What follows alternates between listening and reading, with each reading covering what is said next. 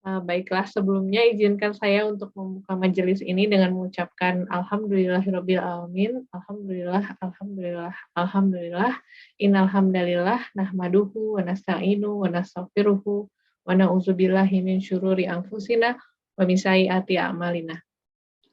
Asyhadu an la ilaha illallah wa asyhadu anna Muhammadan abduhu wa rasuluhu la nabiyya ba'dah. Wassalatu wassalamu ala asrofil anbiya wal mursalin wa ala alihi wa sahbihi ajmain amma ba'd. Supaya acara kita hari ini lancar, mari kita bersama-sama juga membacakan suratul Fatihah. Auzubillahi minasyaitonir rajim.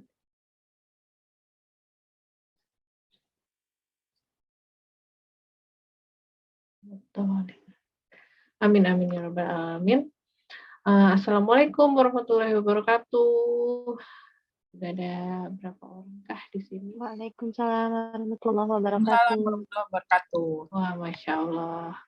Alhamdulillah ya sudah pada bergabung nih teman-teman sahabat A2. Salam kenal, saya Widya dari keluarga A2 yang akan menjadi MC pada kajian sore hari ini.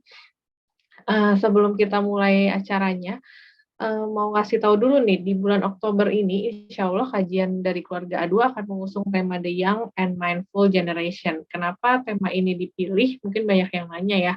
Karena memang bulan Oktober ini identik dengan pemuda ya, sahabat A2.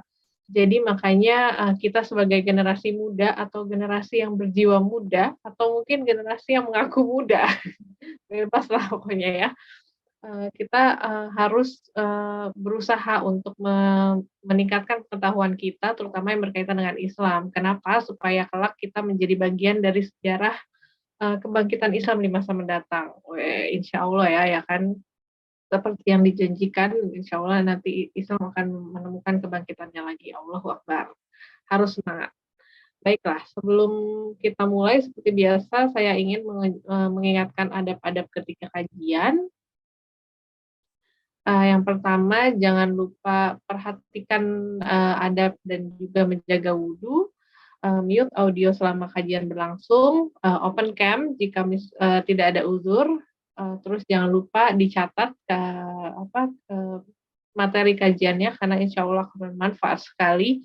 Terus kemudian tulis pertanyaan bisa nanti di kolom chat dan jangan lupa karena kajian ini free dan insya Allah manfaatnya juga banyak banget. Ayo ajakin yang lainnya yang mumpung belum dimulai nih kajiannya. Terus kita juga punya grup Telegram di t.me/keluarga A2. Jadi buat yang merasa belum gabung atau belum tahu belum gabung sama sosmednya A2 sama sekali nih. Ada Telegram, ada Instagram juga keluarga _A2 ya. Kok aku lupa tiba-tiba. Itulah pokoknya Instagramnya. Jangan lupa di-follow ya. Terus infak buat dakwah keluarga A2 insya Allah masih sama, nomor rekeningnya di 127 000 640 5771 atas nama Ami Ahmadiyah. Silahkan yang mau berinfak dan juga keluarga.a2 ternyata Instagramnya aku tiba-tiba blank nih.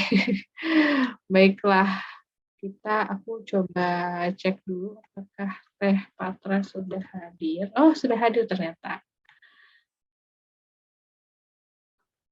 Ya, Assalamualaikum Teh Patra.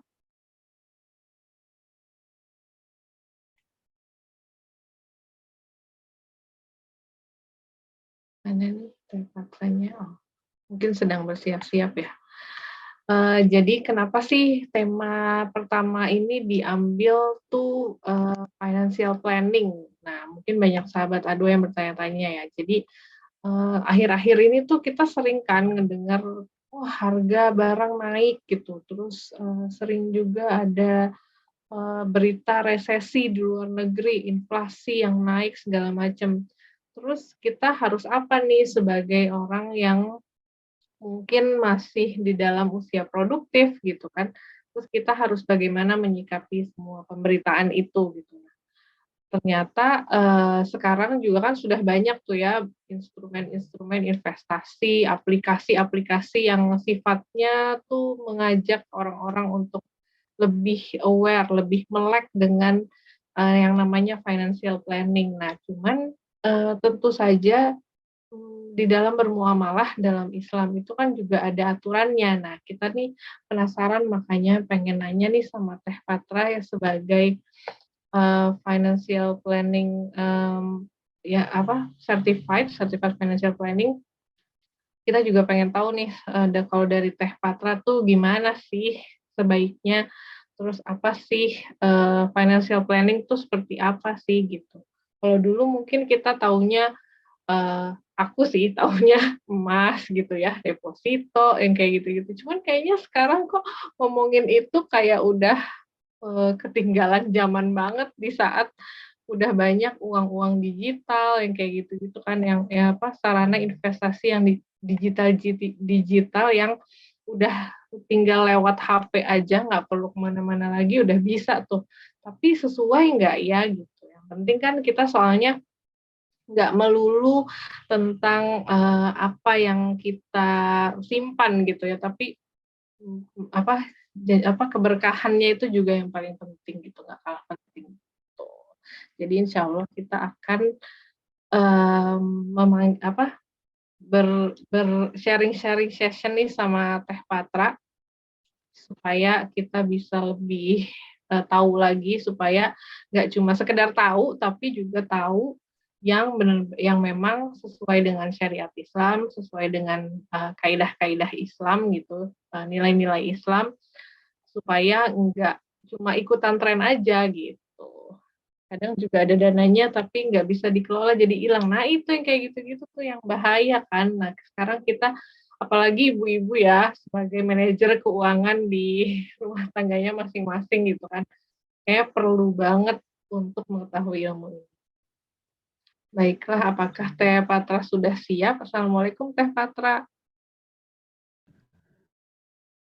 Waalaikumsalam warahmatullahi wabarakatuh. Wah, alhamdulillah sudah bergabung. Ini saya ketemu. Apakah ini ya, aku udah bisa pin belum ya?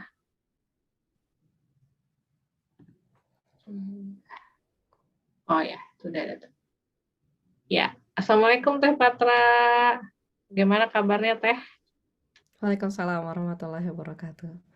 Alhamdulillah, masih agak-agak flu nih saya. Wah, Masya Allah, Tapi insya Allah subhanallah, semoga aman-aman ya.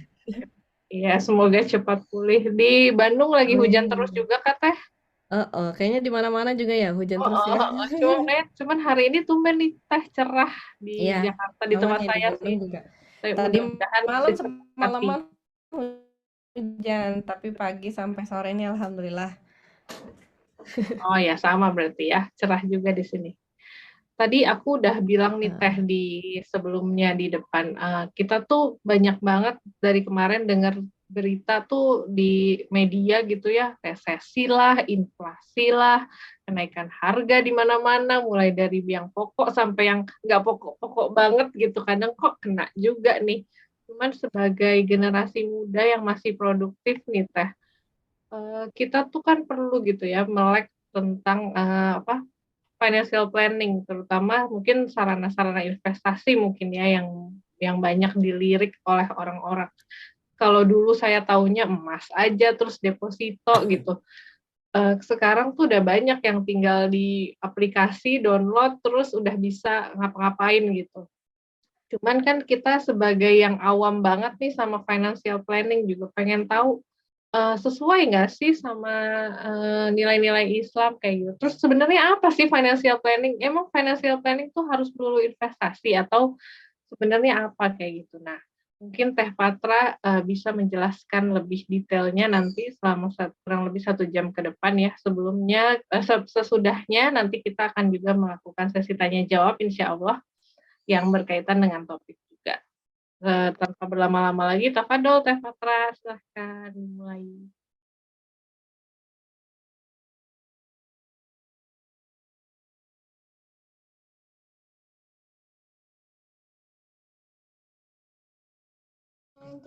Beli rotinya ke Alfamart yang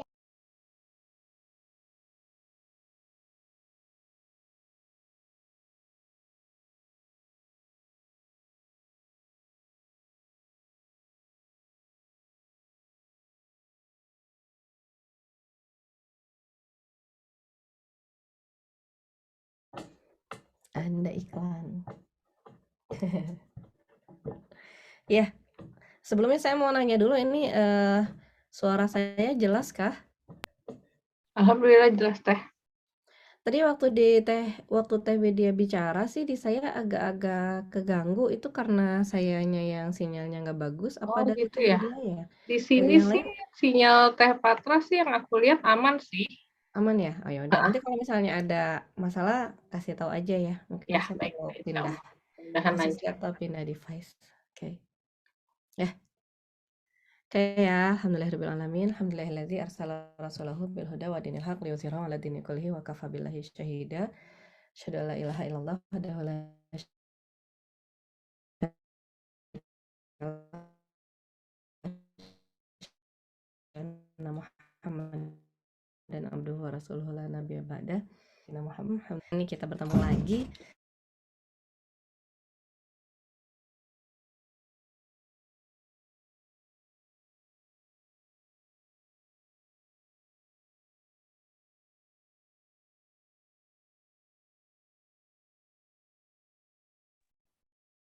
Sepertinya freeze ya Teh Patranya ya. Assalamualaikum Teh. Kayaknya lagi emang kurang stabil ya jaringan di Teh Patranya.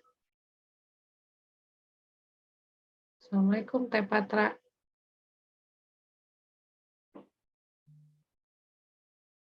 Oh, masih belum juga.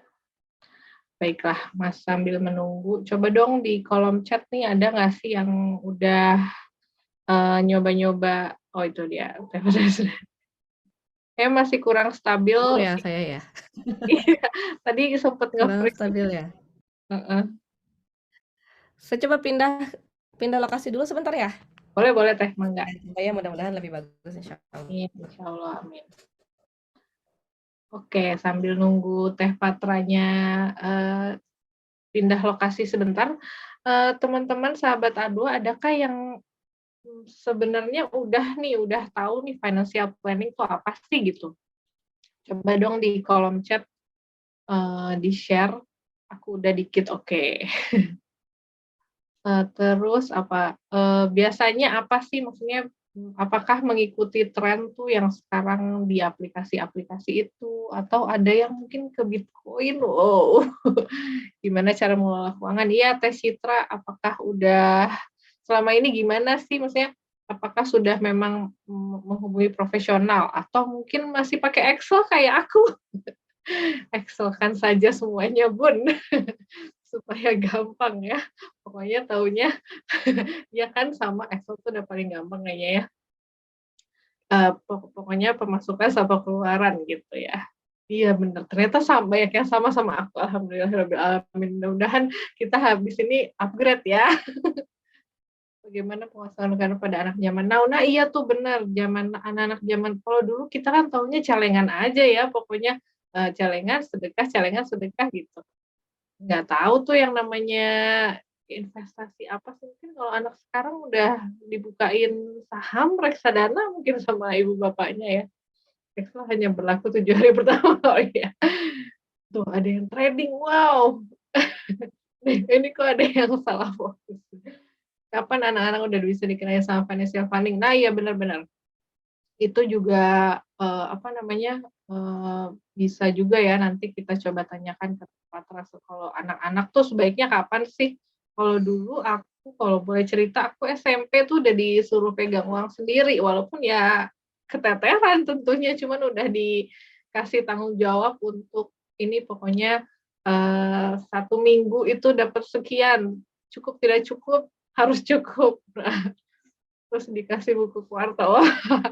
Ya sudah dicatat gitu ya. Cuman kayaknya kalau sekarang mungkin nggak tahu ya, atau mungkin udah dari SD atau mungkin malah mundur ke SMA. Karena kalau sekarang kayaknya, anak-anak tuh, jajan juga pakainya online kan ya. Nah kayak gitu-gitu tuh gimana tuh? SMP dibuat anggaran bulanan, iya benar. Supaya bisa oh iya benar, boleh loh, tapi Mbak Rani kalau misalnya ada anaknya yang mungkin bisa dengerin, sambil dengerin diajak aja sini. supaya bisa langsung sekalian juga nih sambil belajar karena, apa namanya, mudah-mudahan dengan mereka mendengar jadi mereka juga jadi lebih ini ya, lebih aware, "Oh kayak gini toh," gitu, "harusnya," gitu. Paling sekarang ngisi Excel bareng bocah, iya bener bener bener, masih buat jatah buat jajan atau enggak gitu ya.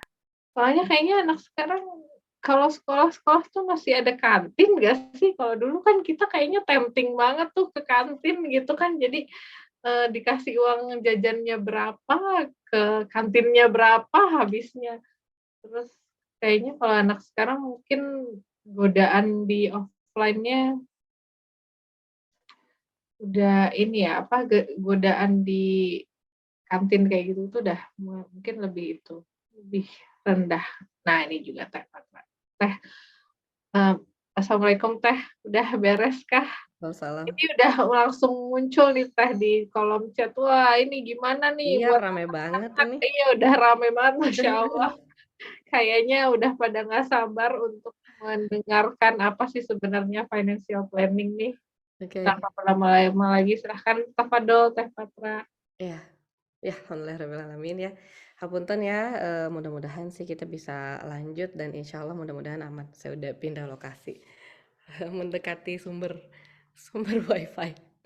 Eh, kita bicara tentang finansial ya, jadi walaupun misalnya di judul itu finansial buat istilahnya keluarga-keluarga muda ya, tapi sebetulnya emang ngurusin finansial itu ya bisa dibilang sepanjang usia lah ya, karena kita nggak bisa eh, lepas, nggak bisa nggak ngomongin finansial di masa sekarang itu, di masa ketika segala sesuatu itu emang mau nggak mau harus dihitung banget pakai uang gitu ya. Nah, di sini kita berada dalam satu situasi dan kondisi yang nggak cuma di Indonesia aja, nggak cuma di kalangan pemuda-pemuda aja, nggak cuma di kalangan orang-orang berpendidikan tinggi atau berpendidikan rendah aja, tapi emang rata-rata dirasakan ya oleh hampir seluruh manusia di dunia gitu.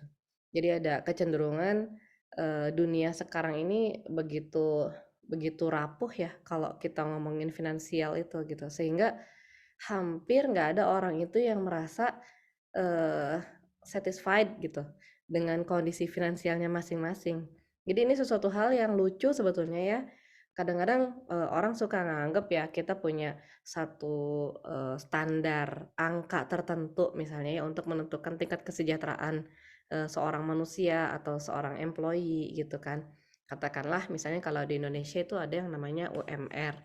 Semua orang akhirnya ngambil UMR itu sebagai suatu standar ya, dan mereka berpikir bahwa orang-orang yang punya penghasilan di atas UMR itu seharusnya ya selayaknya hidupnya itu berada di atas standar kan gitu. Tapi kan kenyataannya juga enggak ya. Dan yang menarik ya, ternyata kondisi ini juga dirasakan hampir di semua level ekonomi gitu. Jadi kalau misalnya kita ngomongin orang-orang yang berada di bawah UMR, udah jelas-jelas mereka kelabakan kan gitu. Sehingga ketika kemarin ada kenaikan harga BBM, itu langsung masyarakat itu berteriak gitu ya, bahkan ada yang sampai demo, ada yang sampai protes gitu kan. Terus harga-harga juga kerasa banget melonjak gitu kan. Tapi ternyata kondisi itu juga mempengaruhi orang-orang yang menurut kita harusnya enggak terpengaruh gitu ya. Jadi orang-orang dengan tingkat penghasilan sekian yang menurut kita kayaknya harusnya mereka hidupnya cukup-cukup aja. Tapi ternyata juga kerasa pengaruhnya itu lumayan lumayan apa namanya signifikan gitu ya. Karena kayak misalnya kalau masyarakat yang di bawah UMR itu ngerasanya harga barang bahan pokok itu naik gitu ya. Jadi yang asalnya mereka penghasilannya katakanlah UMR Kota Bandung atau Jakarta itu saya nggak tahu berapa ya. Kalau Kota Bandung sekitar 4 juta misalnya. Yang rata-rata mereka biaya konsumsinya mungkin sekitar 1 juta atau 2 juta per bulan. Gara-gara BBM naik ini kan konsumsi jadi lumayan tuh ya, harga bahan-bahan jadi naik, transportasi juga naik gitu kan. Harga bensin tuh yang paling kerasa katanya di masyarakat itu ya, cepet banget naiknya gitu ya. Termasuk juga kalau kita perhatiin delivery gitu ya, ojol segala macam itu luar biasa kan kenaikannya sampai berapa kali kita harus mikir mau order delivery food ya, ternyata harga ongkosnya tuh lebih mahal daripada harga foodnya kan gitu, jadi males kan mau order itu. Nah, di kalangan masyarakat menengah ke atas itu juga kerasa karena harga barang-barang yang mereka kehendaki itu juga naik gitu. Jadi yang biasanya tadinya misalnya punya target beli beli beli barang, katakanlah beli sepeda sekian puluh juta gitu ya, ternyata harga sepedanya yang mereka kecengin tuh kan udah naik gitu kan. Yang tadinya mau beli mobil harganya sekian ratus juta, ternyata harga mobilnya juga naik. Artinya level ketidakpuasan itu tuh ternyata kerasa di segala macam lini gitu ya, segala jenis penghasilan gitu, nggak cuman kerasa di kalangan menengah ke bawah aja gitu ya. Nah di sini ya mungkin membuat kita bertanya-tanya sebetulnya kayak apa sih ya masa depan finansial yang harus kita persiapkan ini gitu ya. Karena kondisi dikeluhkan tidak bisa menabung itu saya dapat dari kalangan anak-anak yang penghasilannya tadi di bawah UMR, tapi juga saya dapat keluhan itu di kalangan anak-anak yang gajinya bisa 10-20 kalinya UMR gitu ya. Jadi sama-sama nggak bisa nabung ya. Sebetulnya masalahnya apa? Kenapa bisa begini gitu kan? Nah, saya coba izin share screen ya. Oke.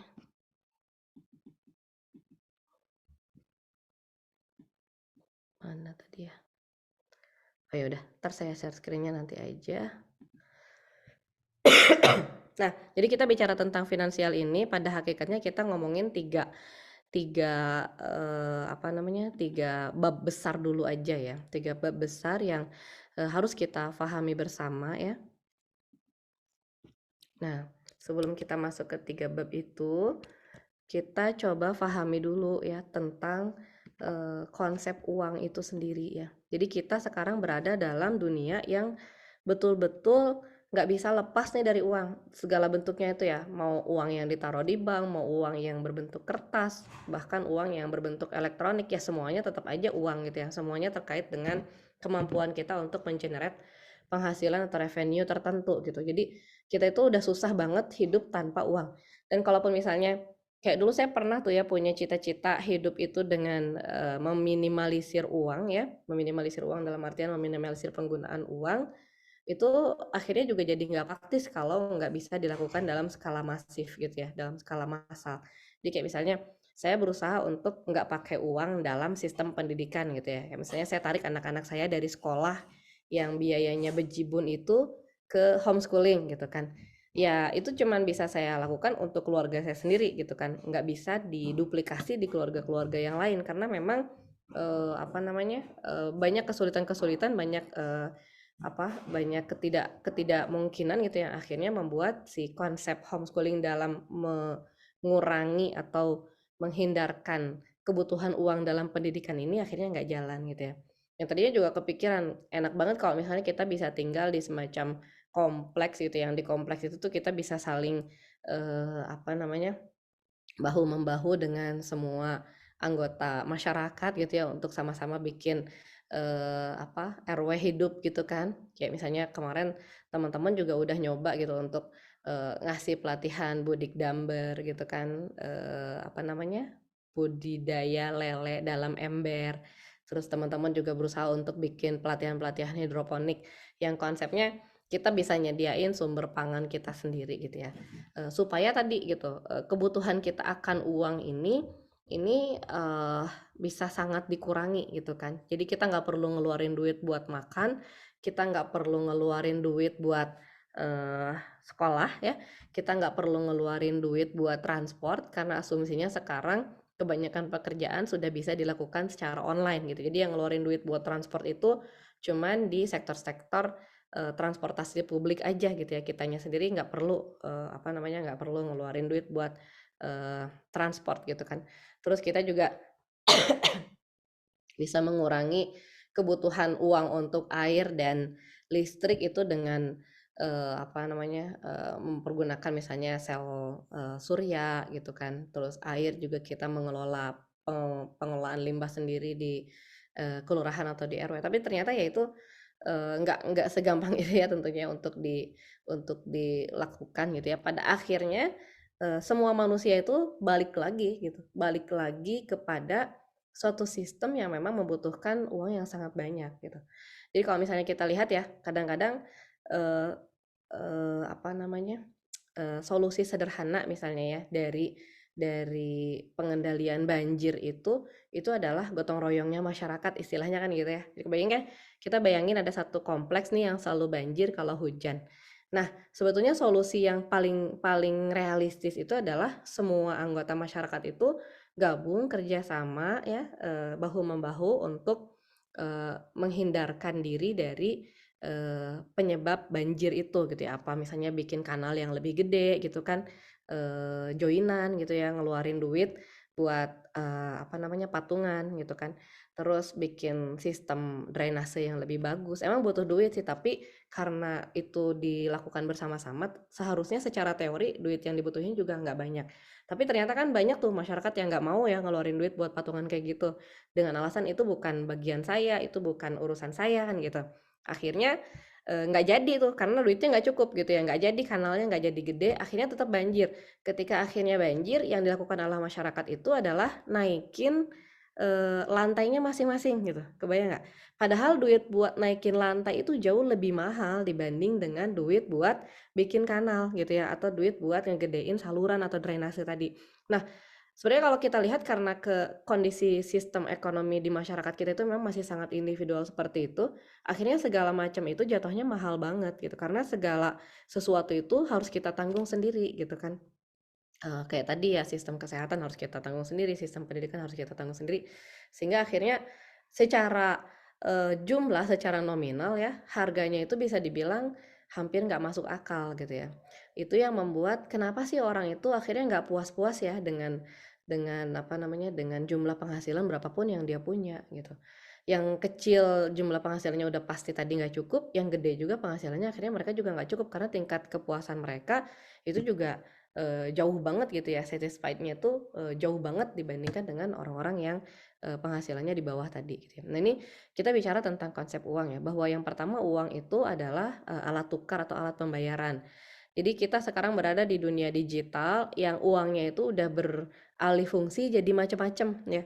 Jadi kayak misalnya kita punya uang elektronik ya, kita punya uang elektronik, tapi uang elektronik itu selain jadi alat pembayaran, ini kalau saya perhatikan makin lama makin aneh ya, apa program-program yang ditawarkan itu gitu ya, mulai dari dijadiin apa namanya, sumber pinjam meminjam tidak resmi gitu ya, kayak misalnya kalau kita beli voucher makan sekian kita bisa dapat diskon sekian, itu kan sebetulnya udah bukan udah bukan konsep uang sebagai alat tukar dan alat pembayaran lagi gitu, karena si uang ini udah jadi komoditas akhirnya.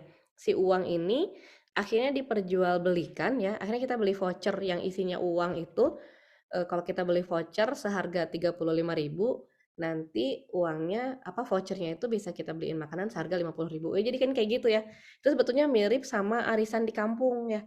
Jadi kalau dulu tuh suka ada tuh orang-orang kampung yang datang terus bilang gini, "Teh, tolongin lah, saya butuh uang," gitu ya. "Saya butuh uang sekarang bulan Oktober, saya butuh uang 3 juta. Saya punya arisan yang nanti menangnya bulan Desember. Menangnya 4 juta, nggak apa-apa buat teteh aja, tapi sekarang saya minta teteh beli arisan saya 3 juta." Itu sebetulnya mirip sama itu gitu. Jadi ketika kita memperjualbelikan uang, sebetulnya pada saat itulah si perekonomian ini mulai nggak jelas nantinya gitu ya. Makanya kan akhirnya ada pinjol lah gitu ya, ada sistem riba, ada sistem bunga, ada transaksi-transaksi yang lain-lain, sampai ada judinya juga, ada gamesnya juga, ada segala macam yang aneh-aneh yang akhirnya membuat orang tuh tergantung pada sistem dan nggak bisa mengendalikan diri akhirnya. Makanya banyak yang ngeluh katanya zaman sekarang itu banyak orang yang menggunakan apa kayak transaksi-transaksi pay later itu gitu ya, sehingga gaji mereka itu rata-rata habis di minggu pertama buat bayar pay later gitu. Ini bukan satu apa kejadian satu dua yang saya temui ya, tapi ini cukup banyak gitu. Jadi orang tuh menjadikan si pay later, kalau dulu tuh kartu kredit, sekarang tuh kayak pay later itu sebagai sumber pendapatan baru gitu kan.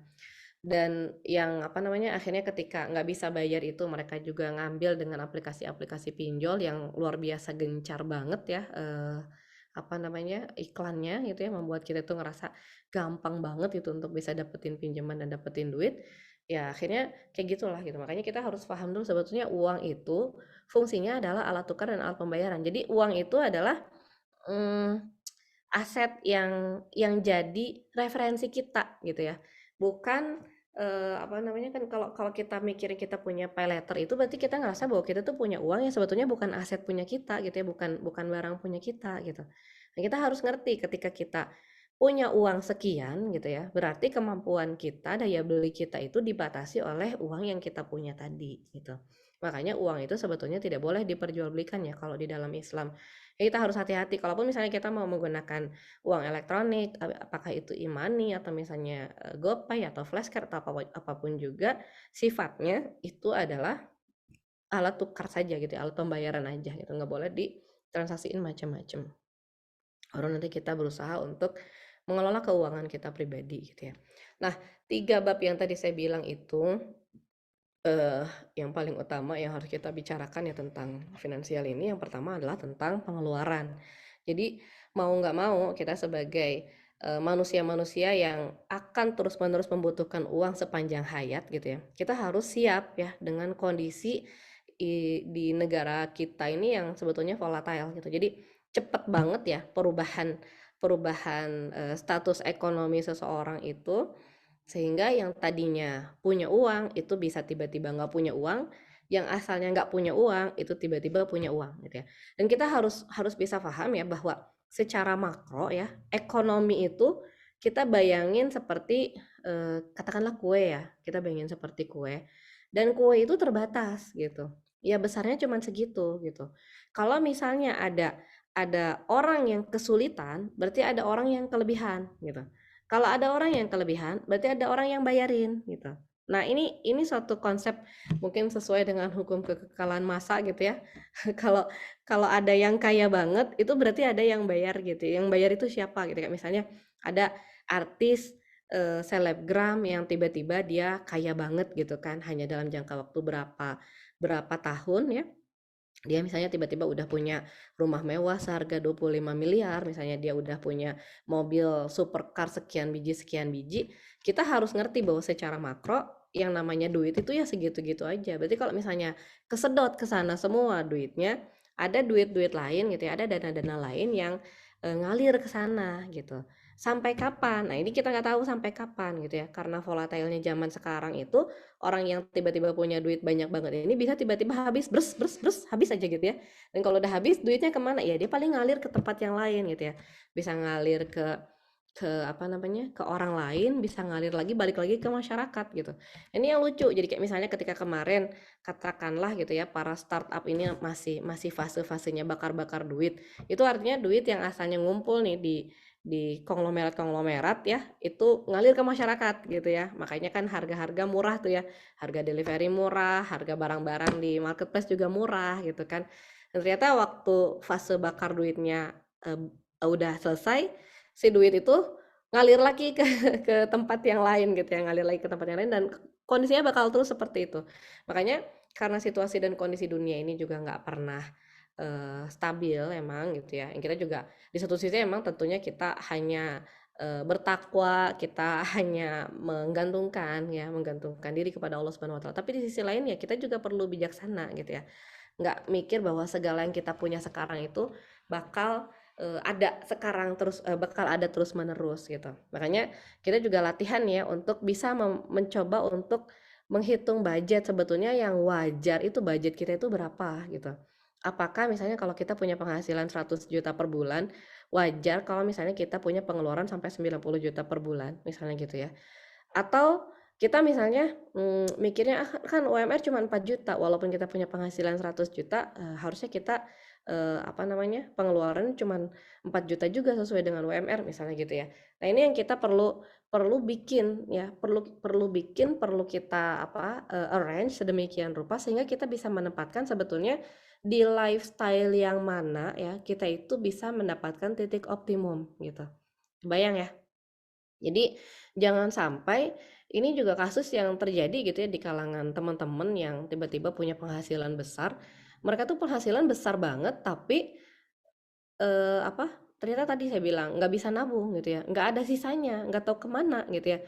Misalnya ada orang yang punya penghasilan misalnya sampai berapa sih, kalau besar tuh berapa sih? Misalnya gitu ya, misalnya 50 juta katakanlah gitu ya. Dia punya penghasilan 50 juta, baru dipakai buat cicil rumah itu sekitar 18 juta, terus dia pakai buat cicil mobil itu sekitar 15 juta, duitnya dia udah habis 33 juta sendiri gitu. Kebayang nggak gitu kan? Padahal penghasilan dia tuh 50 juta gitu ya, yang menurut orang yang punya penghasilan 4 juta itu udah wow banget gitu ya. Tapi dia ngerasa keseret-seret banget gitu karena dia cuma punya duit sisa 17 juta, terus dia punya anak sekolah 2 gitu yang masing-masing itu biayanya 1 bulan 3 juta gitu. Jadi buat biaya sekolah anaknya aja itu udah 6 juta sendiri gitu. Jadi dari 17 juta dia butuh 6 juta itu buat biaya anaknya. Udah tinggal 11 juta duitnya dia gitu ya. Mana yang namanya mobil itu kan mesti diurus gitu ya, mesti dikasih bensin, belum lagi parkir, apalagi kalau di Jakarta kan biayanya udah berapa gitu ya. Akhirnya duit segitu kerasanya kok eh, apa namanya nyesek banget gitu ya. Ini yang kadang-kadang juga membuat kita itu perlu perlu berpikir ulang gitu ya. Sebetulnya yang salah itu apa gitu kan? Salah pengeluarannya, salah beli rumahnya, salah beli mobilnya, apa salah di mananya gitu. Nah, itu nanti kita balik lagi gitu. Sebetulnya kita itu punya titik optimum ya, punya titik optimum yang membuat kita sebetulnya bisa ngerasa nyaman. Oh, kalau pakai mobil yang cicilannya cuma 5 juta aja sebetulnya udah cukup gitu ya, karena kita cuman pergi ke kantor atau cuman buat nganter jemput anak yang deket, kenapa kita harus maksain misalnya beli kendaraan yang cicilannya sampai 15 juta itu tadi gitu ya. Kita punya selisih 10 juta yang sebetulnya bisa kita gunakan untuk untuk memuaskan diri kita di bidang-bidang yang lain gitu. Kebayang nggak gitu kan? Nah,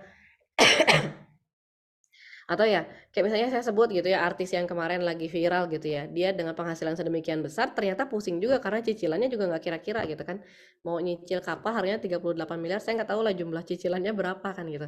Artinya di sini kita lihat gitu ya bahwa ternyata masalah finansial ini memang akhirnya balik lagi ke kebijaksanaan kita masing-masing gitu ya, ke sejauh mana kita ini mau berkorban, sejauh mana kita ini mau menentukan tingkat tingkat lifestyle yang sesuai, yang affordable buat kita, yang sesuai dengan tingkat kepuasan kita, tapi juga nggak membuat kita itu jadi kalau istilah Al-Quran itu kayak orang yang terbelenggu tangannya itu ke lehernya gitu, jadi kayak melarat banget gitu ya, kayak apa namanya, nggak bisa memenuhi kebutuhan-kebutuhannya sendiri gitu. Ini makanya kita latihan untuk bikin budgeting, ada budgeting bulanan, ada budgeting tahunan, ada budgeting yang bisa kita arrange dalam beberapa tahun ya. Kalau misalnya kita punya rencana nih misalnya ya untuk rumah kita masih ngontrak, mau nggak mau kita mungkin perlu punya budgeting tahunan ini gitu ya. Kalau misalnya kita punya rencana mau melahirkan gitu ya, mungkin kita perlu bikin rencana bulanan-bulanan seperti ini. Kalau misalnya kita punya rencana nih ingin naik haji sekian tahun lagi, atau ingin kuliah S2 sekian tahun lagi, atau misalnya kita punya rencana ingin ganti mobil sekian tahun lagi, kita perlu buat bikin pengeluaran yang lebih lama gitu ya, lebih panjang masa budgetingnya itu, jadi beberapa tahun gitu ya. Dan terus terang saya nggak akan ngajarin cara bikin budgeting secara rinci karena masing-masing itu punya punya feeling berbeda-beda tentang budgetnya masing-masing. Tapi yang paling sederhana ya yang bisa saya sampaikan bahwa untuk bikin anggaran itu base-nya adalah anggaran real 3 bulan terakhir gitu. Jadi bukan ngarang gitu ya, bukan ngarang, bukan ngawang-ngawang gitu. Tapi base-nya adalah anggaran real 3 bulan terakhir itu untuk anggaran rutin. Baru nanti dimasuk-masukin anggaran-anggaran yang lain kayak misalnya, oh tahun depan saya mau masukin si kakak ke SD internasional misalnya. Oh tahun depan saya mau masukin anak saya ke SMP. Oh tahun depan tahun-tahun 2025 saya mau masukin anak saya ke SMA. Itu baru nanti dimasukin ke pos-posnya. Nanti kita bisa lihat gitu ya secara secara real itu masuk akal apa enggak gitu ya, masuk budget apa enggak gitu. Ini yang kita perlu perlu pahami banget gitu bahwa yang namanya kebutuhan dan keinginan di zaman seperti sekarang ini kadang-kadang batasnya tipis banget gitu ya. Antara kita butuh jajan sama kita ingin jajan itu bisa bisa nggak kerasa gitu. Dan kadang-kadang karena kita itu terbiasa menggunakan, kan kalau sekarang orang mau transfer, orang mau bayar itu nggak ada minimal nominal ya. Artinya kita bisa bayar beli misalnya makanan tuh pakai Shopee Food misalnya ya, itu 15.000 aja bisa gitu ya, 10.000 atau 7.000 aja bisa gitu, sehingga kita itu bisa bayar dengan nominal-nominal yang kecil, yang kadang-kadang justru nominal kecil itu bikin kita tuh nggak kerasa ngeluarin uang gitu ya. Yang kalau misalnya di jumlah jambleh ya 1 bulan itu ternyata jumlahnya tuh lumayan.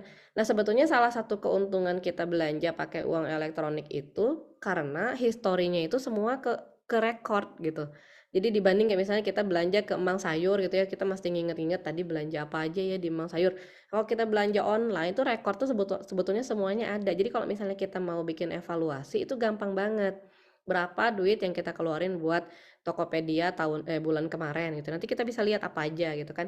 Duit yang kita keluarin buat Bukalapak apa aja, duit yang kita keluarin buat Gojek itu berapa gitu, yang buat kita beliin GoPay itu berapa gitu ya. Kita beliin buat OVO itu berapa, itu semuanya ke record gitu ya. Dan kita bisa lihat dan kita bisa jujur sama diri kita sendiri, semua yang kita keluarin itu beneran kita perlu apa enggak gitu ya. Nanti kita kan bisa ngebandingin juga bahwa ternyata yang tadinya kita anggap cuman 3.000 gitu ya, cuman 2.000, ternyata sesudah di jumlah jambleh gitu ya, kayak misalnya biaya asuransi, biaya ongkir gitu ya, biaya platform fee gitu ya, biaya transfer, biaya apa, sebulan itu bisa sekian gitu. Nah, ini yang kita perlu untuk untuk perhatikan lebih detail gitu ya, karena bisa jadi itu bukan jumlah yang sedikit seperti yang kita bayangin gitu kan. Ternyata bisa sampai sekian ratus ribu gitu ya, pengeluaran-pengeluaran tidak terduga dan nggak ada di budget gitu ya, kayak biaya-biaya biaya platform fee itu kan nggak ada di budget kan gitu ya. Biaya-biaya ongkir yang kemahalan kan, ongkir itu beda ya, kayak misalnya kita order makanan gitu ya, order delivery jam 1 sama jam 2 siang itu biayanya beda kan gitu. Terus sebetulnya kita mestinya bisa lebih teliti lagi. Iyalah bedanya cuma 2.000, kadang-kadang bedanya cuma 3.000 atau cuma 5.000. Tapi ternyata kalau itu kita terus-terusan kerjain selama 1 hari, terus kita kerjain lagi selama 30 hari gitu dalam 1 bulan, mungkin signifikan gitu ya. Mungkin signifikan perbedaan jumlah yang mungkin akan bikin kita kaget. Oh, ternyata kita keluarin duit buat hal-hal yang sebetulnya nggak urgen-urgen banget, bukan termasuk kebutuhan tuh sampai segini gitu ya. Itu belum ngitung kontennya gitu ya, belum ngitung seblaknya, belum ngitung cirengnya gitu ya, baru biaya-biayanya aja gitu ya, itu udah segitu gitu ya. Belum lagi kalau misalnya kita hitung ternyata yang kita beli itu juga bukan sesuatu yang kita butuhin banget gitu. Makanya di sini kita perlu bisa memilah banget gitu ya, mana sih sebetulnya kebutuhan dan keinginan.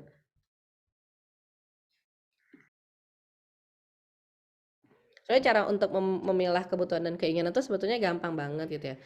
Mungkin teman-teman juga ngerasa ya, kadang-kadang gini, pas beli barang, kayaknya kita ngerasa butuh banget barang itu gitu ya. Tapi karena barang itu nyampenya agak lama gitu ya, beberapa hari kemudian baru nyampe, ternyata ketika udah nyampe barangnya nggak buru-buru kita buka gitu ya. Ya sebenarnya itu kita berarti nggak butuh barang itu kan gitu. Paket-paket tuh masih numpuk aja di di ruang tamu atau di ruang tertentu gitu ya, yang nggak kita buka. Karena pas barang itu nyampe, rasa pengen kita terhadap barang itu tuh sebetulnya udah berkurang banget gitu ya. Ternyata barang yang kita beli itu nggak sepenting yang kita bayangkan gitu ya. Nah, ini makanya kita juga perlu latihan lagi ya, melatih kembali. Makanya tadi kalau misalnya sempet ya, cobalah dibuka-buka itu history belanjanya, kita coba hitung ya berapa jumlah yang kita keluarin buat hal-hal yang sebenarnya kita nggak penting tadi gitu ya, dan mungkin kita perlu istighfar dan introspeksi diri gitu ya. mungkin kita emang kelebihan gitu ya dalam hal nafsu belanjanya itu gitu ya. Itu jadi kita coba pilih kebutuhan dan keinginannya gitu ya. Nah, kemudian ini untuk pembelanjaan yang masih ya, sebetulnya kita belanja itu kan kita ngerti ya, ada yang namanya kebutuhan primer, kebutuhan sekunder, dan kebutuhan pelengkap. Dan yang perlu diketahui ya bahwa kebutuhan primer itu justru mengambil porsi paling kecil di antara seluruh kebutuhan di seluruh dunia gitu ya. Jadi kebutuhan manusia buat makan yang primer, katakanlah beras dengan lauknya, itu jumlahnya sedikit banget dibandingkan dengan kebutuhan sekunder dan kebutuhan pelengkapnya gitu ya. Kayak misalnya kita beli ayam misalnya. Ayam kan sekarang harganya murah banget ya. Kalau saya aja dengan jumlah keluarga sekian itu biasanya saya masak sekitar 1,5 sampai 2 kilo. Itu jumlahnya murah ya, paling juga 1 hari ya udah sama lauk udah segala macam itu 100.000 gitu ya. Nah, kalau misalnya kita nggak masak gitu ya, 100.000 itu kalau buat beli ayam itu cuma bisa dapat berapa potong doang kan gitu ya. Nah kadang-kadang yang lucu tuh gini, kita ngerasa, aduh kalau masak sayang nih kebanyakan gitu ya. Katakanlah kita masak ayam 1/2 kilo, itu kebanyakan, sayang nanti kebuang gitu ya. Udahlah kita beli aja. Karena kalau misalnya ayam 1/2 kilo itu nggak nyampe 20.000 gitu kan. Kita masak itu nggak nyampe 20.000, tapi kalau beli ayam 2 potong doang itu 30.000 gitu. Nah kadang-kadang ngitung-ngitung kayak gitu aja kita tuh kurang canggih gitu ya. Jadi kita ngerasa kita khawatir mubazir atau kita khawatir kelebihan di satu tempat, tapi ternyata kita malah boros di tempat yang lain kan gitu. Misalnya kita males nih masak nasi gitu ya, nanti kelebihan nih kalau masak nasi sekilo, banyak banget nih masak nasi sekilo ya, 1/2 kilo lah ya. Masak nasi 1/2 kilo aja masih nyisa, akhirnya kita beli nasi gitu ya. Padahal masak nasi 1/2 kilo tadi itu cuma 6.000 rupiah, itu bisa buat 5 orang makan kan gitu. Sementara kalau kita beli nasi 6.000 itu cuma satu bulatan kecil kan gitu ya. Jadi ini kita masih bisa apa namanya, rajin-rajin lah ya gitu ya, membandingkan sebetulnya kita tuh lagi ngeluarin duit buat kebutuhan primer atau kebutuhan sekunder atau kebutuhan pelengkap gitu kan. Itu. Jadi, eee, kita bisa periksa ya anggaran kita lagi bahwa ternyata nanti kita akan akui bahwa kebutuhan sekunder kita, kebutuhan pelengkap kita itu jauh lebih mahal dibandingkan dengan kebutuhan primer kita gitu ya. Ya tadi ya, cicilan mobil itu pasti jauh lebih mahal dibandingkan dengan makan kita sehari-hari kan gitu ya. Beli barang-barang yang advance itu lebih mahal dibandingkan dengan kebutuhan-kebutuhan kita buat sekedar hidup aja sehari-hari gitu ya. Nah, ini apa namanya, pembagian yang cukup simpel sebetulnya ya kalau kita ingin trace pengeluaran kita tuh harusnya segimana. Kita pastinya bisa menyisihkan ya 2-10% aja ya sebulan itu untuk zakat, sedekah. Termasuk ini kalau misalnya kita mau minjemin duit ke orang yang kira-kira nggak bakalan balik, ini kita bisa ambil dari sini gitu ya. Ya misalnya ada orang tuh tetangga atau saudara yang kalau pinjem itu sering banget tapi nggak pernah balik ya. Kalau misalnya kita mau sisihkan, kita bisa ambil dari sini. Terus ini tabungan 10-15%. Eh, dan apa namanya, ini kita akan bahas nanti di pas bab tabungan ya. Terus cicilan ini pada hakikatnya ini nggak boleh lebih dari 30% ya. Jadi kalau misalnya kita punya hutang, kita punya cicilan, pastikan itu nggak boleh lebih dari 30% penghasilan kita setiap bulan gitu ya. Kalau misalnya kita punya punya penghasilan 5 juta, jangan sampai pay letternya 4 juta gitu ya. Atau misalnya kita punya penghasilan 5 juta terus kita maksain misalnya beli beli ini, beli itu yang cicilannya jumlahnya sampai 3 juta gitu, karena itu nggak boleh gitu. Jadi kalau kita punya hutang, punya penghasilan 5 juta, cicilan kita itu 1,5 juta itu udah maksimal. So misalnya ditanya, teh gimana dong kalau misalnya kita punya penghasilan 5 juta tapi kita pengen cicil rumah yang harganya 3,5 juta? Ya belum bisa, jadi jangan maksain. Tapi kalau misalnya nggak maksain beli sekarang, nanti nggak kebeli rumahnya. Ya sekarang juga nggak kebeli gitu ya, jadi jangan maksain gitu. Artinya kadang-kadang kita tuh suka mikir kayak gitu ya. Padahal yang namanya barang itu ya kalau menurut pengalaman saya yang sudah menikah sekian puluh tahun itu, nggak ada itu istilah kita nggak akan bisa beli barang nanti karena harganya udah terlalu mahal gitu ya. Tetap aja kita beli gitu. Dulu waktu zaman si Afra mau akikahan gitu ya, saya beliin anting itu harganya cuma 70.000 segram kan gitu. Ya kenapa dulu waktu harganya 70.000 segram saya nggak beli sekilo aja gitu ya, karena tahu sekarang harganya sampai 900.000 segram. Ya karena emang duitnya juga nggak ada gitu ya. Sekarang harganya 900.000 segram, saya bilang murah karena lagi turun. Kemarin sempat 1 juta kan gitu. Akhirnya dibeli kan gitu. Ya nggak apa-apa gitu. Akhirnya mah kita beli pas duitnya ada gitu. Bukan bukan beli terus maksain sekarang dengan berandai-andai kalau misalnya nanti takutnya nggak kebeli gitu ya. Justru ya kita ikutin zaman itu ya, kita beli sesuai dengan kondisi kita sekarang. Makanya kalau misalnya emang sekarang belum bisa nyicil, jangan maksain. Tapi ini adalah best opportunity gitu ya, ada kesempatan ya segala macam, ya nggak ada urusan, pokoknya nggak bisa aja karena penghasilan kita belum nyampe segitu gitu. Jadi jangan maksain diri. Nah ini kebutuhan rutin ya, ini buat apa namanya, kuota, buat transportasi itu sebenarnya cuma 10-20% gitu ya. Jadi kalau misalnya kayak di flyer tadi ya, punya penghasilan 3 juta itu nggak bisa langganan kuota tuh sampai 300.000 gitu ya. Nanti buat transportnya nggak ada gitu. Nanti buat biaya-biaya yang lain rutin ini termasuk listrik, termasuk air gitu ya. Jadi jangan maksain diri gitu ya. Terus gimana dong kalau misalnya kuotanya nggak segitu nanti nggak bisa? Ya nggak apa-apa, mungkin kita nggak bisa streaming aja kalau lagi malam-malam gitu ya. Mungkin kita nggak bisa nonton drakor, mungkin kita nggak bisa WA-an terus-terusan gitu ya. Jadi WA-nya itu terbatas ketika sedang berada di kantor atau di daerah berwifi gitu ya. Ya udah gitu aja gitu ya. Jangan jangan maksain diri apa mengeluarkan sesuatu yang emang kita nggak sanggup kan gitu. Jadi kebutuhan rutin itu tadi ya, transport, listrik, air, kuota, ya, telepon atau apa aja yang rata-rata kita keluarin segini. Nah, konsumsi ini 20-30% dari penghasilan kita gitu ya.